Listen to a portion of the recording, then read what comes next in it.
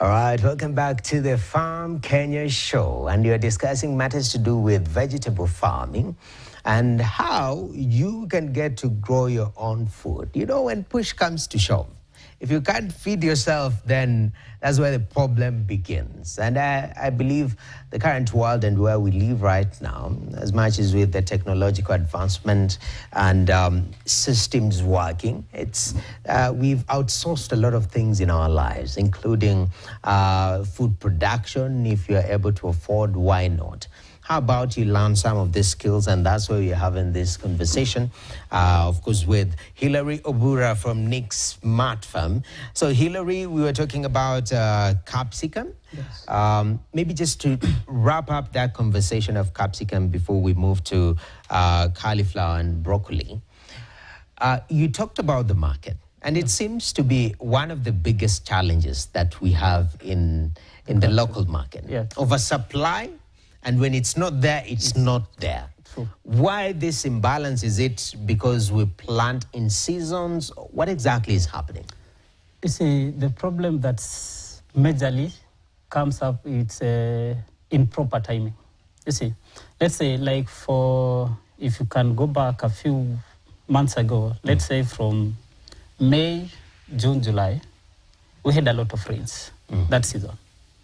Majority of farmers had planted their colored capsicums. You know, with a lot of rain, the moisture, it's overflooded. When the soil is overflooded for capsicum, majorly you can find there's those certain attack. You see, mostly capsicum require a lot of warmth. So majorly you find it's cold, and let's say with an example of Limuru, you know, the area is kind of so cold. Very cold most of the time. So there is a lot of flower abortion. You see, when flowers are bought, you have less fruits. So something also that makes it more in enough or less enough in the market, you find the management practices. Let's say when you are attacked by pests and diseases, what will you do? You see, there are those pests you can't control. There are those pests you can do spot spray. There are those you can do the whole house spray. You see, you have to do something we call scouting. Scouting is more important in any crop. The reason why you are scouting, you have to determine what's lacking. Which kind of nutrient does this crop lack? What kind of pests are attacking my crop? Okay. You see, there are different pests, there are different... so essentially you get a specialist to do the scouting for you? No, because even as a farmer, even if you have a specialist, always work with them on the farm. There are times you'll be alone on the farms. What will you do? If you see certain thing, instead of calling, you can just do a spot spray. And also something that causes it majorly, you find most of the farmers are not well educated about the chemicals. You know, majorly, before you apply any chemical, try to use the cultural ways, the physical ways of removing all these things. Let's say if you have seen certain leaves with some powdery, you know, the best way you can do, you cannot pluck all of them, but you can pluck the one with major. Then you can now do the spot spray. That's after you have done all the cultural way before concerning about the chemicals. Okay. Yeah. So crop management seems again to really dominate. The core of any production, it's the crop management. Okay. From just the moment you have transplanted it to the day you will be harvesting it. Because for majorly for capsicum, they goes for roughly from the 7th day, 70th. That's roughly 3 months to, from the 3rd month, it's when you start your production. Then you can continue with good management, you can continue to 4 to 6 months of continuous harvest. Okay. Yeah. And I know you've talked about colored capsicums. Yeah. Majority in the market we see is the normal conventional green capsicum. For that, what is the market dynamic compared to the colored ones? You see, for the colored capsicum, the market it's it's a bit expensive kidogo. The iko juu sana. You see, for the green one, it's almost half the colored. So that's why you find, you know, you are doing a value-added crop. And you want to have some returns at the end of the day. Okay. You see, and the reason why you find most of the farmers, they tend to grow in greenhouse, majorly.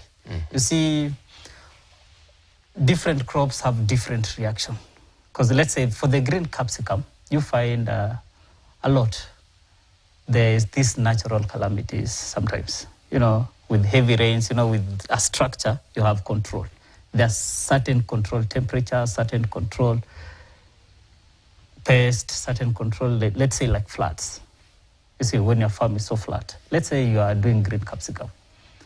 You see, going back, let's use the natural calamities that was there, the floods. Most of the seeds. I'm one of the farmers who, the floods swept away my crops, the open field. A lot of them. Roughly 2,000 cauliflowers, 3,000 broccolis all went missing due to floods, something that we cannot control. Yes. Yeah. So it's all majority, you know, the local market, and most people prefer the green ones compared to the colored ones. Yes. Yeah. So that's why you find any person will be doing any capsicum. At the end, they'll be harvesting even green, so that they have to have that ratio of 1:1 to 1. Okay. To the market. So essentially, colored capsicums fetch more price in the market, which is a good thing. Yeah. Green is almost half the price, Half the price of the but color. it's more demanded. Yeah, more demanded. Yeah, so it's easy to sell. Yeah, it's easy to essentially. sell. Yeah. In terms of the cost of crop management, let's talk about inputs. When you place the colored capsicums here and the green capsicum, is it the same? No, it's not the same. You see, let's say if you are sourcing your seeds from a different farmer, let's say from other propagators. You see, for the colored capsicum, you'll find one seedling cost roughly 20 to 25 shillings. For the green one, it costs roughly 4 to 5 shillings. So you see now, in terms of, let's say you want to do your production, you see, it's much easier starting with green as you learn, because the green, it's kind of a base for production. Okay. Every step that you are doing, it's the same management practices you apply. You can find also the colored capsicum, majorly when it's a controlled, let's say for the greenhouse majorly, they are controlled.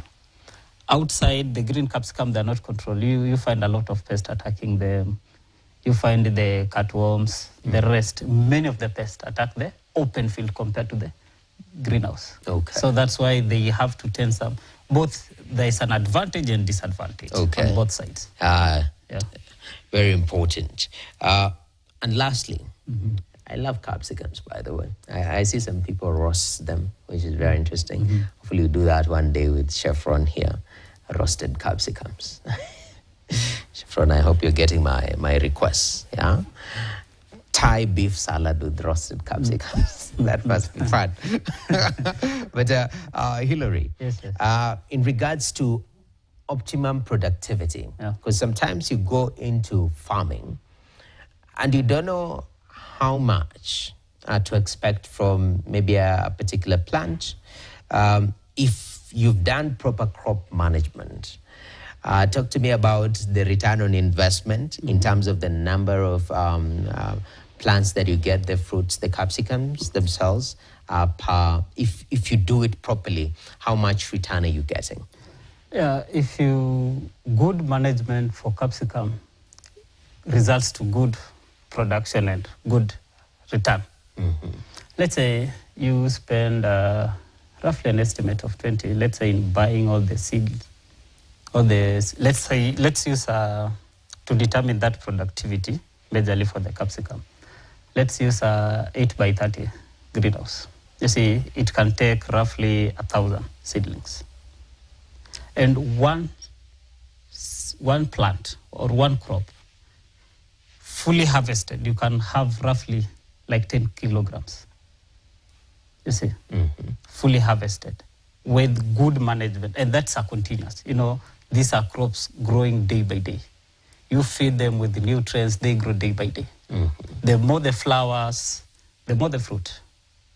So this day, we harvested one of the crop. We got 5 kg, our first harvest. So, and we had 1,000. So you can find the range majorly for one greenhouse, you can get roughly 350 to almost half a ton. Let's say you have more than 3 or 4 greenhouses. Now you can do the comparison. Then you can find mostly the reason why it has some return, it's when you observe all the inputs you have put on the farm. Then let's say there is a demand for capsicum. You know, at the end of the day, a farmer has to accept there is sometimes a profit and a loss, but the aim, it's the profit. Okay. Yeah, that's with good timing. The market, you find, let's say you are selling your capsicum at 300 shillings per kg. You see, you will have a lot of return investment. Okay. Yeah, compared to when the supply or the demand is less. I know. Yeah. I mean, one of the most common problems in the farming sector is this issue we call post-harvest losses. Yeah. For capsicum, how dire is this challenge? And have you seen people trying to sort of create solutions to counter post-harvest losses? See, first, post-harvest losses majorly. In capsicum, you find you have harvested your crop, then the person who is supposed to come, you see, for us, we were dealing with first come, first serve. You see, we had 5 greenhouses. First come, first serve, so different people had different orders. So if this guy is coming for his order, you have to, because our cold rooms were not that efficient. We don't have the cold rooms that we can store roughly for 5 to, let's say, 3 to 4 days. You know, for capsicum, the shelf line is a bit longer, roughly 3-4 before going to the market. You know, it has to go to the market when fresh. You see, there's some of the results of post-harvest losses. When you see your crop, you see the mesocarp of its capsicum, it's majorly entailed with water. So when you put it long, it starts to shrink. That's why you find some of the capsicum in the market, they're placed differently. They were harvested the same day, but the temperatures now, you see. Let's say for capsicum, you have to have different temperatures, like let's say in your cold rooms. Let's say a good temperature that can preserve it for long. Okay. Yeah, so if you don't have those, I'll urge someone to just have the first come, first serve so that you cannot go in a loss. Okay. Yeah. Definitely. Now from capsicum, of course, you guys, you've spoken about the challenge that you experienced during the floods with cauliflower and broccoli. Yeah, sure. Combining these two vegetables, how's the demand? Especially broccoli is one of those products that, you know, if you're seeing eating broccoli, it's like, okay, it's not as popular. It seems to be, it's a foreign vegetable. Yeah, right? it's a foreign vegetable. Exotic, as we call them. Yeah. How's the demand right now? Why did you go into broccoli farming? Okay, you see, we always have that, the reason why we ventured into broccoli and cauliflower farming as a combination, you see, these two things go together. Okay. Yeah.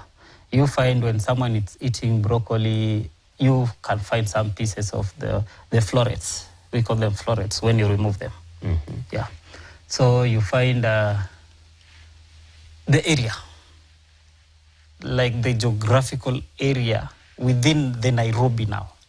Majority of people are consuming broccolis because it's more nutritive compared to, you know, nowadays people don't want to do white meat mostly. They tend to call it as a meat. Broccoli is they call it meat, where geographically where we are.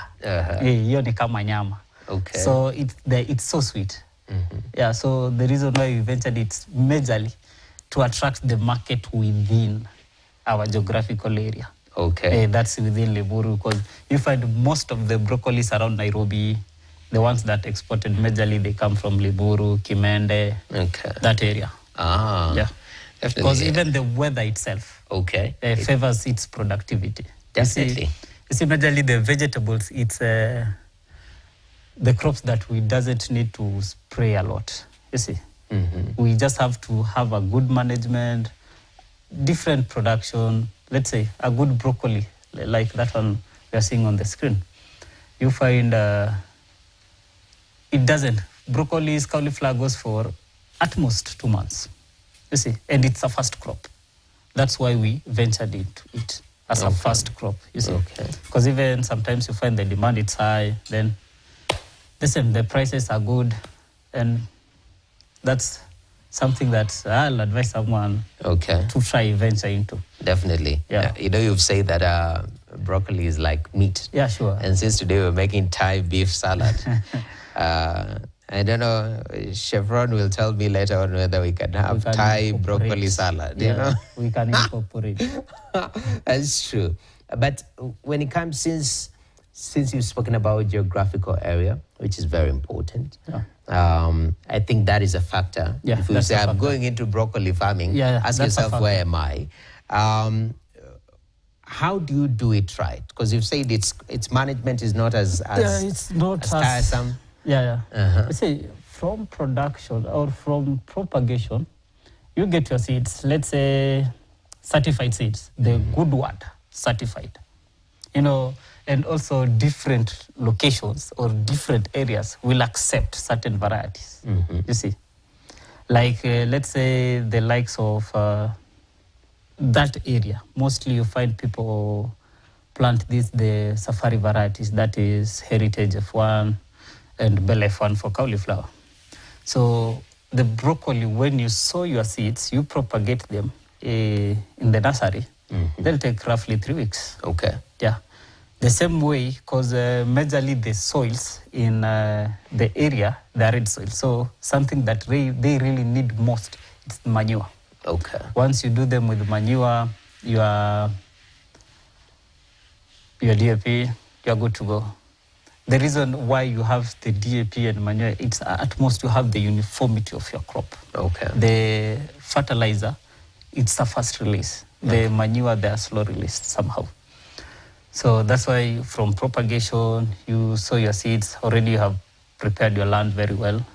You do some transplanting, then 3 to 4 months, 3 to 4 weeks after transplanting, you can apply what we call some boosters, or let's say the nitrabo, the fertilizer, that's CN. Afterward, you can use when they start to remove the heads, majorly for the broccolis. You see, it's when you can apply the other nutrient, let's say the multi-NPK to fasten that's the initiation of that head. Yeah, so they doesn't require a lot. Yeah. And even with these specific products, there is actually a growing subsection or subgenre of clientele. These organic clientele.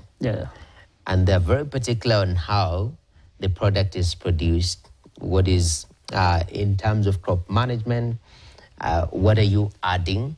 And you kept mentioning that you add, DAP for uniformity of the crop. I understand that from a commercial perspective. For this organic demand, how do you handle that? You see, for organic demand, there are different nutrients. There are also some organic fertilizers. Some are biodeposits. There is some we call nitroplant, organic plus fertilizer, purely organic. You can also incorporate it. Not majorly, you can use the manure during transplanting, yes. But once they have started emerging, you apply as a foliar. They'll come automatically as organic, without any chemical. Most of the vegetables you find people doing them organically. The only challenge that you might find, of which it's very rare, That's probably during the hot or warm seasons. It's when you can find attacks of some pest, majorly the aphids. You see, the aphids majorly attack the broccoli. They tend to hide beneath that head. Okay. So it's very hard. You find a solution to that. Most people used vinegar to remove that. All right. Yeah. Definitely. Yeah. Hillary, our time is running out. Actually, we have less than 2 minutes. Yeah. Briefly, now you guys are venturing into something totally new. Something new. That's Bsel. Bsel. Yeah. Why Bsel? You see, we did a research with the owner of the farm. Like we found, since we have done a lot of capsicum, you see the soil goes on and depleting. So let's try something that will revert back the soil. We figure it out. You see, at the end of the day, you have to look for something that's more valued crop. Let me use the word valued crop. So we thought, you know, we were to do the likes of oregano, but we ventured into Bsel. The reason was we had this market already. You see, our purpose was like, as we are venturing into something, let's see how our market is. Let's see if those guys will be, because with their incorporation with us, we are now venturing into Bsel, of which it's a good venture. For me, I'm happy doing it right now. Like, it's the sweet aroma. It's just when you just maturity time for Bsel. Bsel takes, after transplanting. You see, when you direct sow your seeds, they take roughly 18 days, 18 to 21. That's 3 weeks. So from 3 weeks, roughly a month, you'll be starting harvesting your crop. The same product. Let's say majorly the Nutri-Plant, organic, let's say there are a lot of organic components you can use instead of fertilizers. There are those boosters you can use.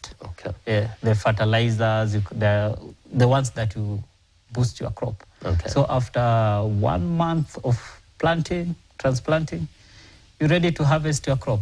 And you say demand is high? The demand for Bsel is high. And majority of people venturing into Bsel farming, you'll find mostly the areas of Kitengela there. You know, Kitengela, Kajiado, people have leased a lot of farms. Yeah. Definitely. So that's why you're finding most of the people venturing into herbs. Then you find these herbs, 10%, it's only consumed in the country.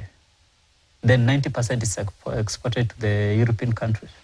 Let's say the likes of Netherlands, France, Denmark, England. You see? Yes. Most of the Bsel, it's exported. All right, definitely. So there is a huge potential there. And definitely, I think it's a conversation that we can have deeper into it. I think today we focus on capsicum. But I appreciate. Thank you very much for making time to speak to Farm Kenya Show. Thank you so much. Hillary Obura is from Nick Smart Farm, and they are located in Rironi in Limuru. And he says that these are crops that you can do if you learn of proper crop management, then you're able to actually get the maximum value from your crop. And that's very critical at this age and time. We take a short break. When we come back, we have Thai beef salad. It's going to be tight after the break. Remember, this is Farm